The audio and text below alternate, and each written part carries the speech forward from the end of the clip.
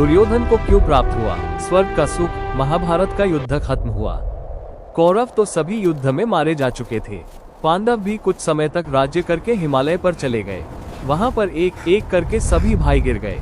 अकेले युधिष्ठिर अपने एकमात्र साथी कुत्ते के साथ बचे रहे और वे स्वर्ग गए। कहते हैं युधिष्ठिर जीवित ही स्वर्ग में गए थे। वहां उन्होंने स्वर्ग और नरक दोनों को देखा।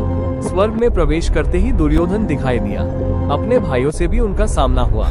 रास्ते में अन्य भाइयों को गिरते समय प्रश्न करने वाले भीम के मन में यहाँ भी जिज्ञासा उठी। पूछा, भैया दुष्ट दुर्योधन तो आजीवन अनीति का ही पक्ष लेता रहा। उसने अपने पूरे जीवन में कोई धर्म का काम नहीं किया जिसके पुण्य से उसे स्वर्ग मिला हो। क्या ईश्वर के न्याय में भी गलती है? ईश्वरीय विधान के अनुसार हर पुण्य का परिणाम चाहे वो किंचित ही क्यों ना हो, स्वर्ग मिलता है।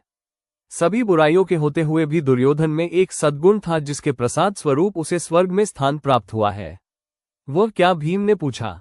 भीम की जिज्ञासा शांत करते हुए धर्मराज युधिष्ठिर ने बताया कि अपने पूरे जीवन में दुर्योधन का ध्येय एकदम स्पष्ट था। उसी उद्देश्य की पूर्ति के लिए उसने हर संभव कार्य किया।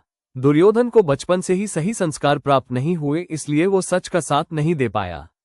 लेकिन मार्ग में चाहे कितनी ही बाधाएं क्यों ना आए हो, दुर्योधन का अपने उद्देश्य पर कायम रहना, दृढ़ संकल्पित रहना ही उसकी अच्छाई साबित हुई। युधिष्ठिर ने बताया कि अपने उद्देश्य के लिए एकनिष्ठ रहना मनुष्य का एक बड़ा सद्गुण है। इसी सद्गुण के कारण कुछ समय के लिए उसकी आत्मा को स्वर्ग के सुख भोगने का अवसर प्राप्त हुआ है। युधिष्ठिर की बात सुनकर भीम की जिज्ञासा शांत हुई और कुछ समय दुर्योधन और पांडवों ने फिर एक साथ बिताया।